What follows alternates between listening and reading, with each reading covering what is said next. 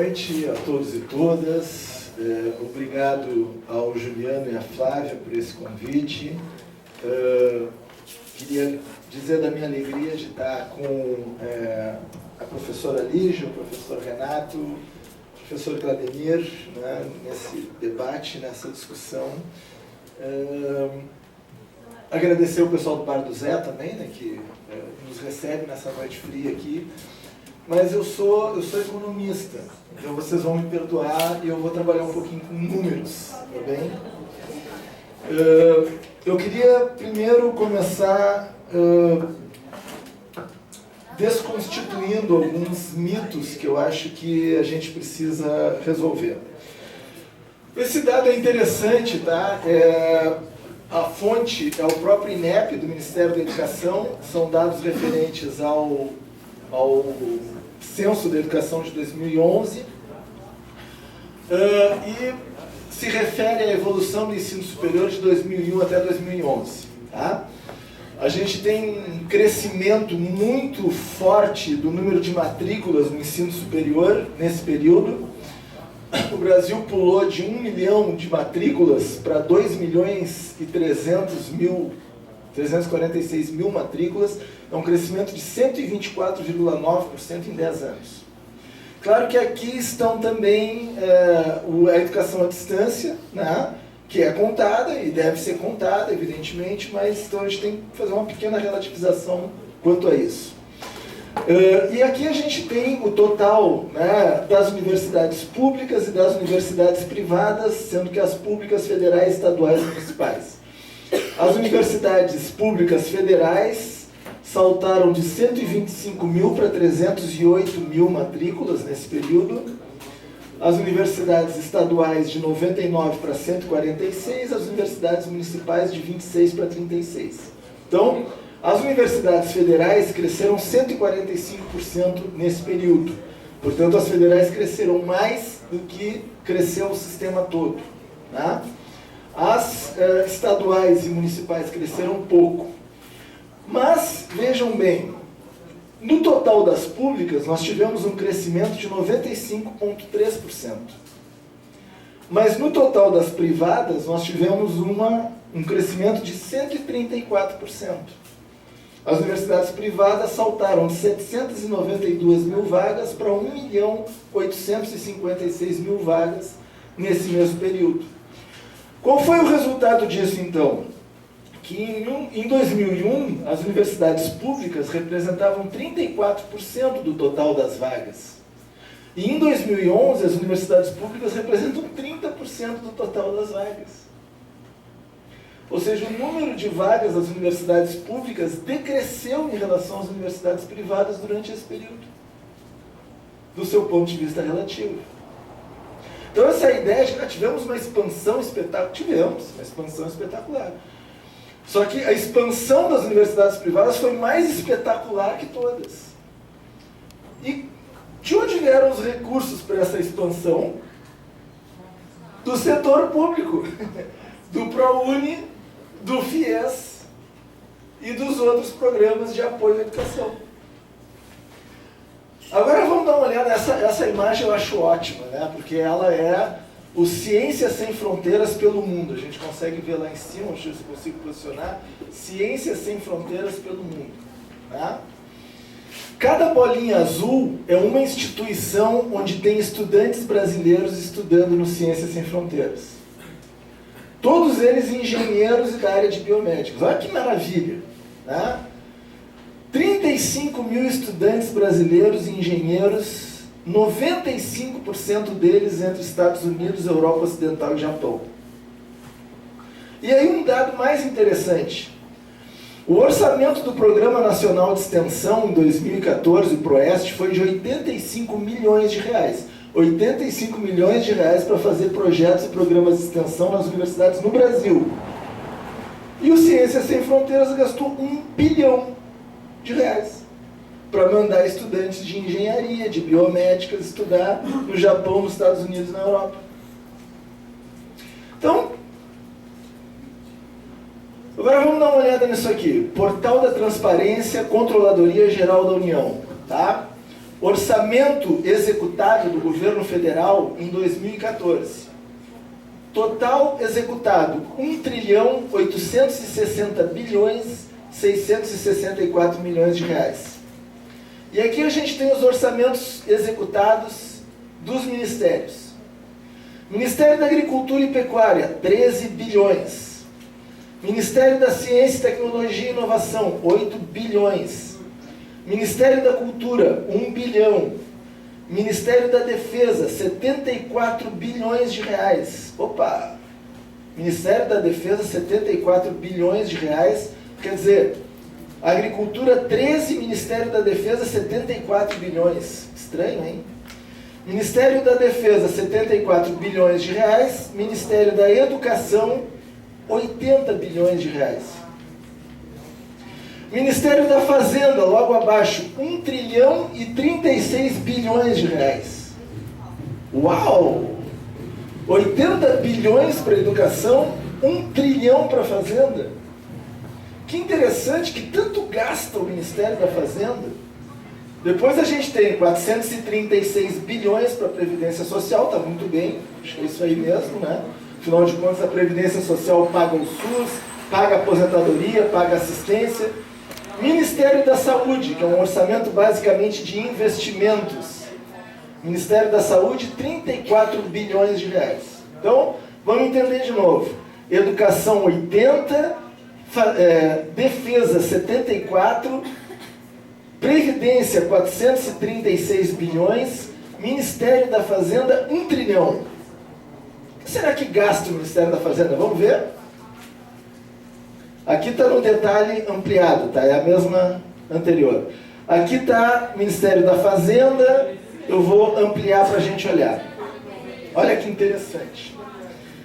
Principal corrigido da dívida mobiliária refinanciado, 614 bilhões de reais.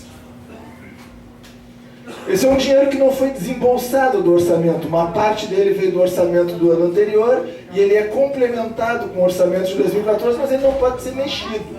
Ele é o dinheiro que garante que os devedores do governo vão receber. 614 bilhões de reais do orçamento separado para o principal corrigido da dívida. Depois, juros sobre a dívida por contrato, 4 bilhões. É pouquinho, né? É apenas 3 vezes o orçamento do Ministério da Cultura. Juros, deságios e descontos da dívida mobiliária. Esse sim, esse foi dinheiro que saiu do caixa do governo. 166 bilhões de reais. 2 vezes o orçamento da educação.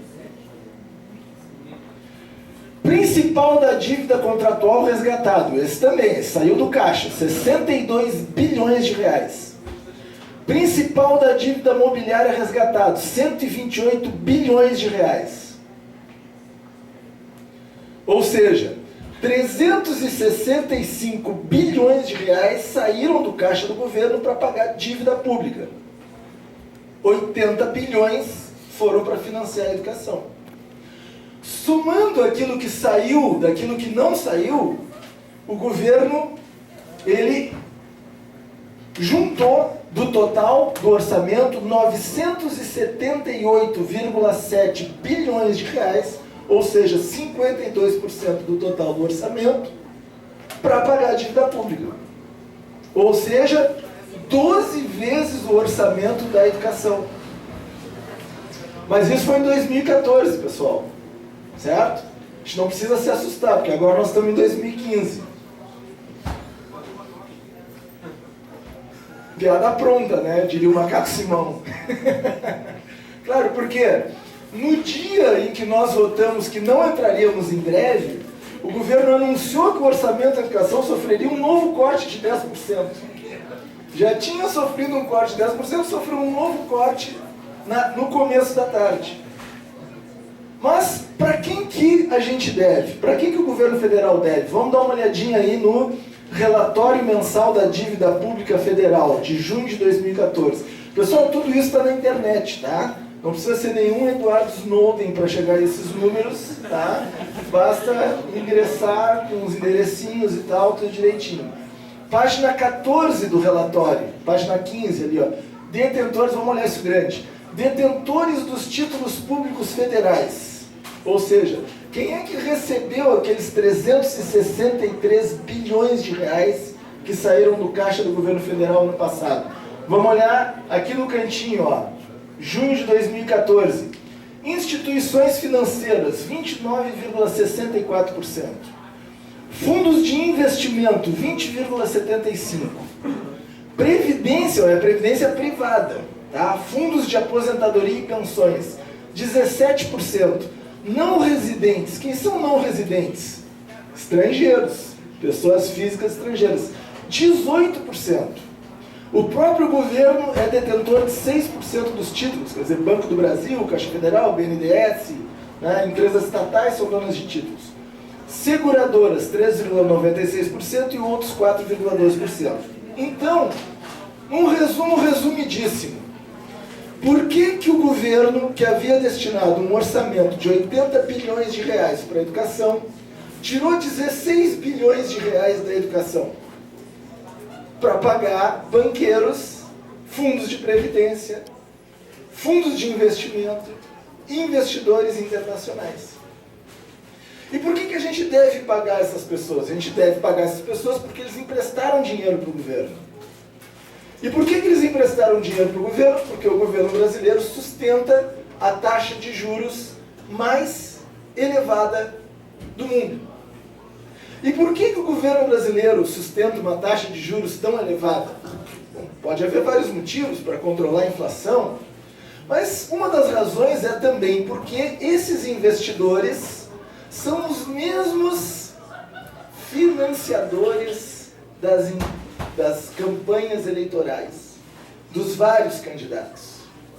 Me parece que para o PSTU, para o PCO e para o PSOL, eles não botaram dinheiro. Mas é que esse pessoal não ia ganhar as eleições, tá? Mas os outros candidatos todos receberam recursos dos financiadores de campanha, que são os mesmos investidores dos títulos públicos. E o que os professores da Universidade Federal de Pelotas escolheram na última assembleia foi dizer: isso aí está muito bem, isso aí está muito certo, ok, é isso que nós devemos apoiar. Nós devemos seguir pagando 360 bilhões de reais. Nós devemos seguir pagando 360 bilhões de reais por ano para os investidores internacionais, e para isso nós devemos cortar o orçamento da educação.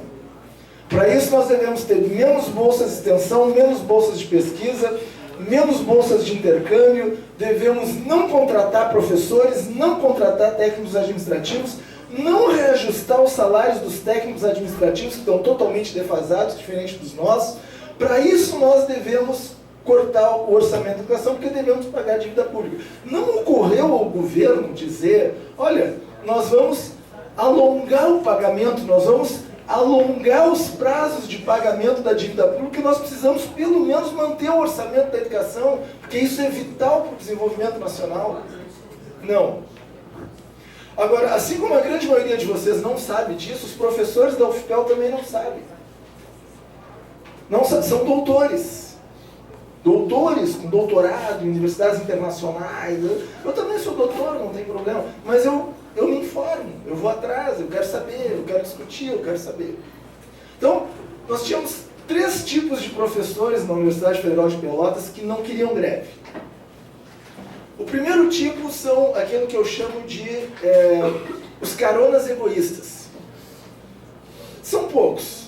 São aqueles que querem estar na universidade para dizer que são professores da universidade e ganhar um bom dinheiro nos seus consultórios, nos seus escritórios, nas suas consultorias. Esse eu não vou nem contar. Eles estão aí em 3 ou 4 cursos, todo mundo sabe quais são. Né? São aqueles professores que têm contratos de 20 horas, ou, o que é o melhor dos mundos, um contrato de 40 horas sem dedicação exclusiva. Né? Porque aí o neguinho e o branquinho trabalham lá 12 horas por semana, recebem 40 e ganham um bom dinheiro por aí. Depois tem aquilo que eu chamo de os governistas. Aqueles que acham que fazer uma greve nesse momento é dar espaço para a direita. E aí já viu. Se a direita chegar ao poder, ela vai querer cortar o orçamento da educação e querer pagar a dívida pública. Então não podemos deixar a direita chegar lá. Tá? Ela vai cortar o orçamento da saúde, vai cortar o orçamento da educação, vai reduzir a capacidade das universidades se expandirem, né? E aí não vai dar, vai ficar ruim. Então a gente não pode deixar a direita chegar lá. Então é preciso garantir a governabilidade. E tem aqueles que eu chamo de os produtivistas.